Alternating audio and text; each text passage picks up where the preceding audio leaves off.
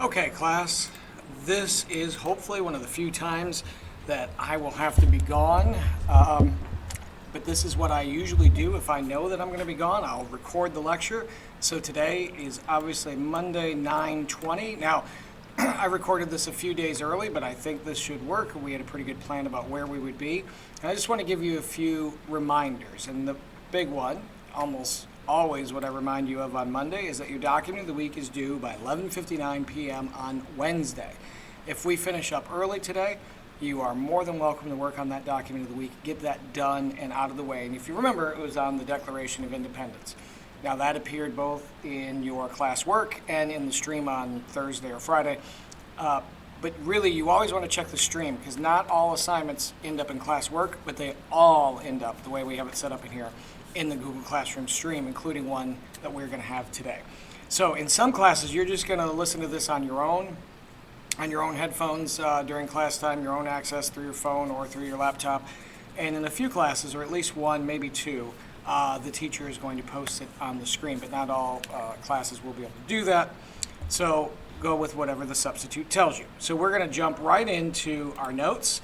And these are absolutely critical notes that we're doing today, not only for, obviously, the test in a couple weeks, but for a worksheet that you're doing for grade, I think, Wednesday. If not Wednesday, it's Tuesday. So, quick review. In this unit, we are going to cover several fundamental U.S. documents. And so far, we've only covered one, the Declaration of Independence. So you should already have these notes. That document that was written really by a committee, but primarily by Thomas Jefferson, influenced by the Enlightenment and the Magna Carta and the English Bill of Rights, all of that tied into this sort of epic breakup note with the British. And that is one of the documents you have to know. But we're going to touch on two more documents you need to know in today's notes. Now, the fourth document, the Constitution, I'll be honest with you, that makes up the majority of what this next test is going to be over. In about 2 weeks, you'll have a test, and I don't know, 75% of the test is actually the Constitution. But the early stuff on your test will be the Declaration of Independence and documents such as the Northwest Ordinance of 1787. So that's your first new note today, right here at this red line, the Northwest Ordinance of 1787. So, to put this all into context, when we declared independence in 1776, that didn't mean we got it. As a matter of fact, if you would have asked most people in the world if they thought we were going to win this, they would have said no. But we did. We did win it. And we are then going to struggle with then, since the British aren't going to be in charge of us anymore, since we have our own independence, how will we run our country? How will we run things? And early on, we are going to be run by this body document called the Articles of Confederation. And we're going to get to that in a little bit. But that body produced really one super important document, and that is the Northwest Ordinance of 1787. So this is a law passed by our temporary government before the Constitution that was going to explain how we were going to divvy up territory that the United States had won in the Revolutionary War. So technically speaking, it's the law that divided the territory held by the U.S. into smaller states. Now, this sounds dumb now because it's obviously not what we did, but there was a lot of talk when we first won that maybe we would just keep adding to the original 13 colonies. If that were the case, we wouldn't have 50 states. If we went with how most people thought we should do it, we might have the same exact territory, but instead of having 50 states, we'd have 13 really, really weird-looking states. Maybe you'd have like Pennsylvania far west, or maybe Hawaii would be like Delaware Part 2. I mean, it would really be weird-looking. But what they decided was we were going to create a system with which you could just add states. So when you added territory, you could add states. And there was a transition period in there, too, where you could add territories before they became full-fledged states. And this started this pattern. And it did so in what was, at the time, the Northwest Territory of the United States. Now, this is really significant, one, because it decides how we're going to divide up this land and how you can add in and become a state. But it's also very significant because it's the first time in any way, shape, or form we ban slavery. So to be really clear, because I don't want to pretend there isn't some horrible stuff in history, but this is the start of things being closer to the way they should be. We banned slavery in this new territory that unfortunately did not ban slavery in the South. It's that first step, though, and as a matter of fact, it's the first alarm to Southerners that, hey, lots of people recognize how wrong this is. So in the Northwest Territory, of which Ohio is a part of, there's never been slavery. Now, it doesn't mean there wasn't racism or prejudice, but there was never slavery. This is the first time in the United States slavery gets banned in any way, shape, or form. So you weren't allowed to have slavery in these, what will become 5 new states. It also encouraged public education. And by the way, if I'm going too fast, pause me. This is the great thing about being recorded. You have the power to pause me. It encouraged public education because it basically surveyed all the land and then created these townships. And it divided them up into 36 land plots. And then the middle one of every township was given to the school. Now, usually that's where the school was located, but they could sell off some of the extra land and use that to build the building, to hire the teachers, to buy books or whatever it is. So it is also the first real document in American history that encourages public education, because that land that got set aside got essentially the ability to generate money to open up those first public schools. So what states are they? Well, let's take a look on a map here. This is where it gets a little confusing. Now, if you remember your compass, okay, never eat slimy worms, or somebody said soggy waffles. It doesn't matter. It's all the right thing. North, east, southwest. So when you hear Northwest Territory, today I think of up here. I think of Oregon. I think of Washington, Northern California, whatever it might be. I think up here. But at that time, we are just along, we're the original 13 colonies. So what's the Northwest Territory is this area right here. This area right here is the Northwest Territory. Today, we'd consider this the Northwest, but at that time, since this was the United States, this is the Northwest. You see, you get why it's Northwest, obviously, because it's in that general direction. So again, today this would be the Northwest, but then this would have been this area. So the Northwest Ordinance Territory is made up of what becomes 5 states. Now, we didn't know for sure it would become 5 states then, but it did become 5 states. And those 5 states are Ohio, Indiana, Illinois, Michigan, and Wisconsin. And so that's going to definitely be on your test. Along with that it banned slavery and that it encouraged public education, you will have to know which states it made. And it made eventually, first they were territories, then they became states: Ohio, Indiana, Illinois, Michigan, and Wisconsin. I'll come back, but that is Ohio here. Hold on, we'll check them off. I don't know if I can write in there very well. I'm writing with a mouse, that's tough. Ohio, Michigan, Indiana, Illinois, and Wisconsin.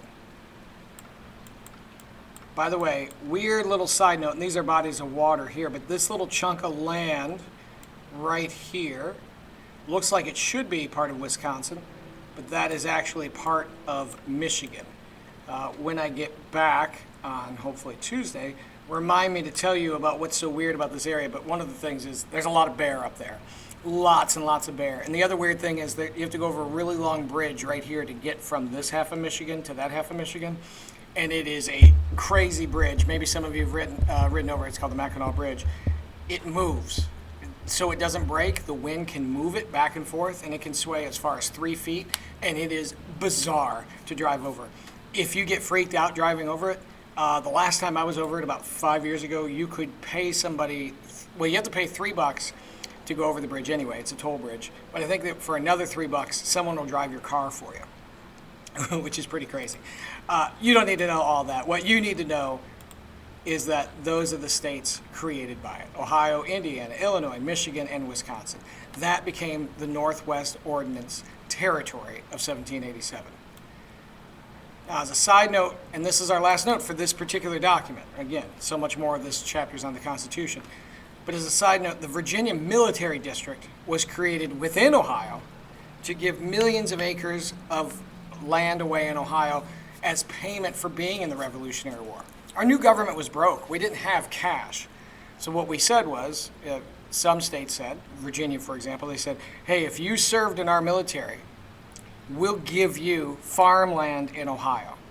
And Ohio was everybody knew there was good farmland in Ohio, and that seemed to be, the federal government seemed to be willing to do that, to give away parts of our territory.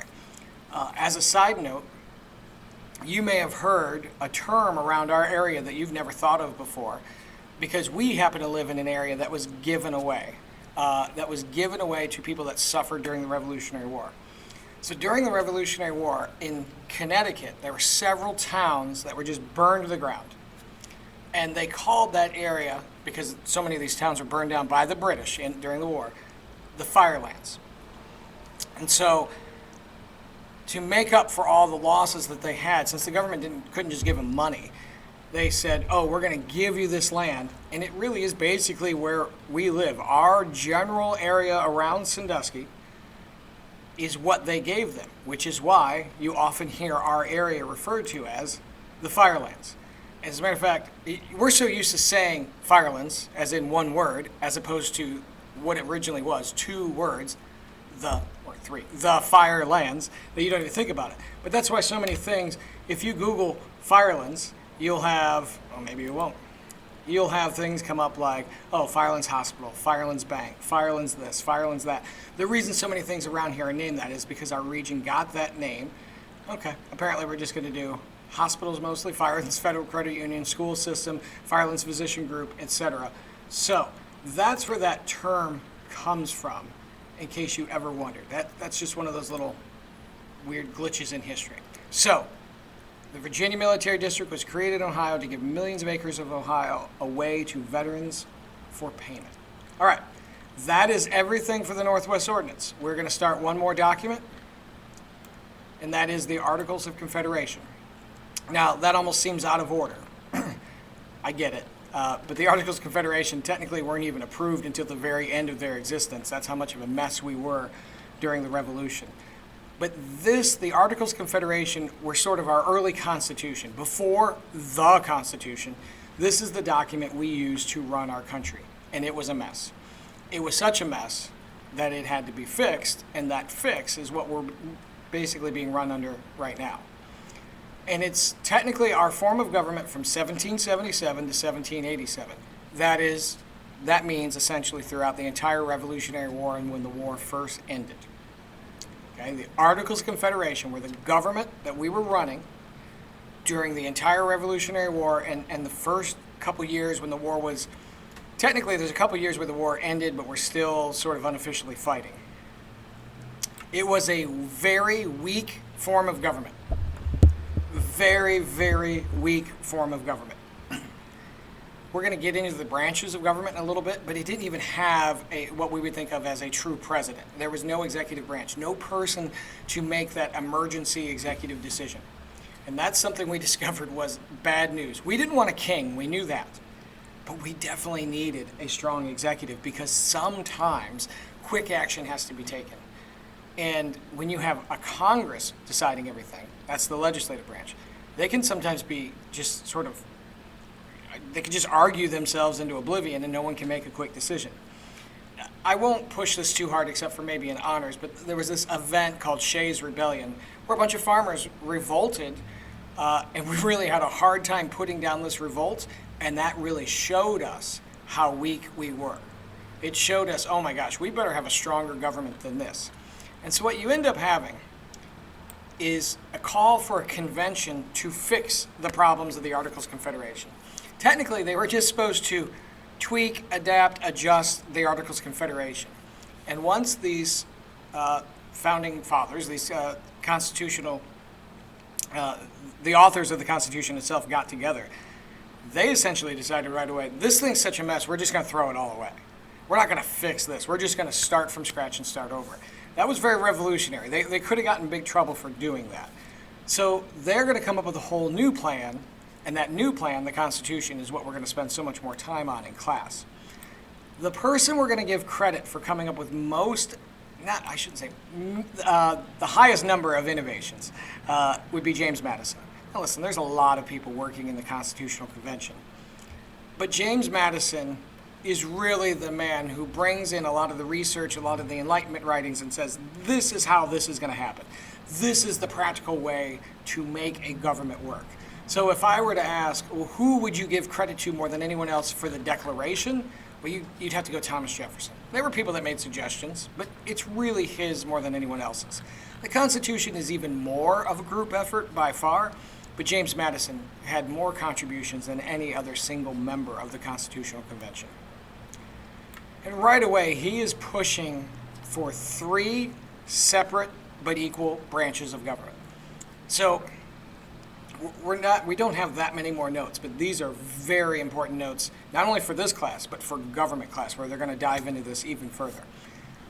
Madison wants to see the 3 different parts of the job of government to be very, very much divided. And you probably already know these, but if you didn't, we have to talk about these 3 different branches. And one branch, the branch that I think many of our forefathers thought was the most important, was the legislative branch, okay? So I'm emphasizing that L there, legislative branch, because they make the laws. That's an easy way to remember it. The legislative branch makes the laws. They don't enforce them, they don't interpret them, they only make them. So the example I'm going to give in class a whole bunch is one of you gets pulled over for speeding. Well, why is the speed limit even the speed limit that it is? That's your legislative branch. They're the ones that make the law. They're the ones that say on the highway it's 70, in town it's 25, or somewhere in between it's 45, or whatever it is. They make the laws. Legislative makes the laws. Now, who enforces them? That's the executive. The executive branch enforces the law. A police officer is technically part of the executive branch. Technically, Joe Biden, in theory, could pull you over for speeding. Now, you would hope that the President of the United States has better things to do, but that's all part of the same branch. They enforce the law. They don't make it, they don't interpret it, they enforce it. Presidents do not write laws. Now, it's fair to say that presidents try to use their influence to get congressmen in their same party to pass laws that they want passed, and they sign them into law, but they don't make them. That's the legislative branch. And then finally, you have the 3rd branch of government, the judicial branch. And we're going to review this again and again and again, but the judicial branch judges or interprets the laws. By the way, that's James Madison. Also, not only was he brilliant, but he was your shortest president at 5'4", and we all know short people are generally smarter than tall people. We'll go with that. Okay, so the judicial branch judges or interprets the law. So in this scenario, if one of you gets pulled over for speeding, the person pulling you over is in the executive branch. They're enforcing the law. And if you're like, oh, the speed limit's crazy here, it should be higher, they'll even say sometimes, hey man, we don't make the laws. If you think the speed limit should be different here, go write whoever made this law, which is going to be a congressperson or maybe even a city commissioner. But it's not their job to write the law. They just enforce the laws that they're given. Now, what if it's kind of in between? Who will, for example, some speeding laws say if you have excessively exceeded the speed limit, you can lose your license. So if I get pulled over for doing 80 in a 70, I'm just going to get a ticket. That's not great, but that's not a big deal. That's not overly excessive. But if I was doing 80 in a 35, now all of a sudden that might be so excessive that they might want to take my license away. Well, who would judge or interpret that? A court. So if you get pulled over for doing 80 in a 35, and you're like, oh, I don't want to lose my license, that police officer will say, that's not up to me. I just enforce the law. That's up to a judge to judge or interpret whether or not you've broken it that far or whether or not you're just going to pay a fine. The executive branch enforces it. The legislative branch makes the law, and the judicial branch judges or interprets the laws. Almost done with notes here. And we're going to give you some examples of how this kind of works in action in this amazing thing called federalism, which again is going to be like half of your government class. But these branches also provided checks and balances on each other. In other words, if one branch did something that the other branch thought was unfair, it has a way to say, well, here, we're going to limit your power. That's a check or a balance. And I'm going to show you a whole bunch of examples, and whether or not you write them down is up to you.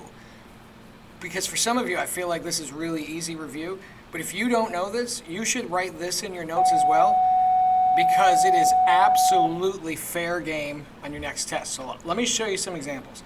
But basically, we're going to talk about this idea of federalism being that we have this idea of 3 branches of government, and these 3 branches of government are replicated not only at the federal government level, but at the state government level and at the city level.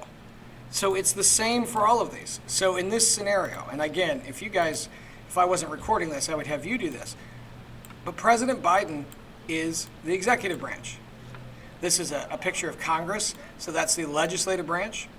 And this is a picture of the current Supreme Court. That's the judicial branch. President Joe Biden enforces the law, the legislature writes the laws, and the Supreme Court, they judge or interpret the laws. And they have all kinds of checks and balances on each other. The easiest one to remember, and you can write down any one of these, because on the test I think I'm going to say, give me at least one example. If the legislative branch passes a law that the president thinks is unfair, the president can veto it. Now, it's hard to do, but the legislative branch has another check right back, which says if 2/3 of them, so it's hard to do, but if 2/3 of them think that's crazy, they can even override the veto. So there's a check back and forth. Another one is the Supreme Court can look at a law passed by Congress and say, no, that's unconstitutional. You know that from like Brown versus Board of Education. Brown versus Board of Education is where the Supreme Court is saying, hey, any of these laws that segregated schools, no, you can't do that. We're not doing that anymore. So you're saying, no, this is unconstitutional. That's at the national level, okay? That's, in other words, the federal government. This happens in Washington, D.C. But what's really cool about this government system is they say, here's the exact same thing for the state of Ohio. This is our governor, Mike DeWine. He's the chief executive of the state of Ohio. In a way, he's kind of like the president of Ohio. That's a weird way to word it, but that is his job. The governor is the president of that particular state. And then you have a state legislature down in Columbus, Ohio. And you have a state Supreme Court. They are the chief judicial branch for the state. And it's the same thing. The governor can veto laws passed by the state legislature. And the state legislature, by the way, recently did override a veto by the governor. So in recent history in Ohio, maybe 6 months ago, the legislature passed a law that said the governor could not, shut down all businesses, I believe. It basically was about COVID lockdowns. And the governor didn't like that, so he vetoed it. And then the legislature overrode his veto. So it's tougher in Ohio to have the sort of lockdown we had in 2020. And again, the state Supreme Court can declare something unconstitutional. This is replicated even again at the local level. This is your chief executive for the city of Sandusky. He's the city manager, Mr. Whoopser. This is your city commissioners, all of your city commissioners. And this is your local courthouse. So this is the Erie County Courthouse. It's the same thing again. What I may ask you on the test is sort of which level of government we're talking about. So in other words, let's say you don't like the speed limit on Hayes Avenue. First off, you need to be at the city level because the state doesn't set the speed limit at Hayes Avenue. The city does. Who would make up the law about what the speed limit is on Hayes Avenue? These 7 individuals right here, these city commissioners. Some of these people may look familiar to you. That's the whole idea. Your local government's supposed to be more responsive to you. These are people that the city of Sandusky elected. So they set it at 35 or 25 or whatever it is. If you don't like it, don't go see Mr. Whoopser, don't go see a judge, go see one of these 7 people. Now, if you don't like the speed limit on State Route 2, you need to talk to these people at the state level, the state legislature in Columbus. If you don't like the speed limit on Interstate 95, a highway that crosses several states and is run by the federal government, then you talk to this legislature. That's the beauty of federalism. Each level, it all functions the same way, and it's replicated from level to level to level. So some of you will want to write down some of these examples. checks and balances. And I give some of these examples. Some of you already know these, that's fine. But these are going to be fair game on the test, okay? To have one or two examples of this. And I'm going to reiterate this, we're going to review this again, but some of you need to add this to your notes, okay? I'll let you pause there if you need to. Otherwise, I'm going to move on. We are actually done with notes. I just have one more thing for you to do today. Now, I'll go back up here to our original page. These are the notes you had to take. This is where we had to finish off here. Articles of Confederation, how they're trying to fix it, and they're going to create 3 separate branches of government. And we had that supplemental there where I showed you how that kind of works. We're going to reinforce that. Hopefully you've got that. But all you have to do for the rest of class today is in the Google Classroom stream, you're going to see 2 things. The first thing you're going to see is an extra document. Now, you do not have to write sort of the traditional document of the week stuff about this document. This is practice. We are going to spend a lot of time in this class and on the air reading these documents from this era and trying to pull information from them. So you have this document. Again, you do not have to write, a summary, opinion, and challenge on this one. For this one, I'm having you look through this document. These are parts of the Northwest Ordinance. You can see we have Section 13 and several parts of Section 14. Section 14, Article 2, Section 14, Article 5, Section 14, Article 6. And using this page that's in your Google Classroom, you're going to complete this document practice questions. And it's going to ask you, oh no, I did want to show you some of those answers. That showed some of the answers. It is going to ask you to answer these questions. And so you will look at this document, you will look at this document to answer these questions. This is something we're going to do a lot in this class, and so I wanted you to have some practice with it today. So you're going to use, you're going to use this document to answer these questions. When you are done with that, you are free to work on your document of the week, okay? I hope to be back in class tomorrow. Make sure that you do not, draw any negative attention to yourself for the sub, because I don't want to see anybody's names left behind, and if we do, we will deal with them accordingly. Okay, everybody, if you have any questions, remember, you can always still reach out to me. I'll answer your emails, or just rewind and play a little chunk of this again, and of course, I'll review some of this again tomorrow, okay? Everybody have a good day, and stay safe.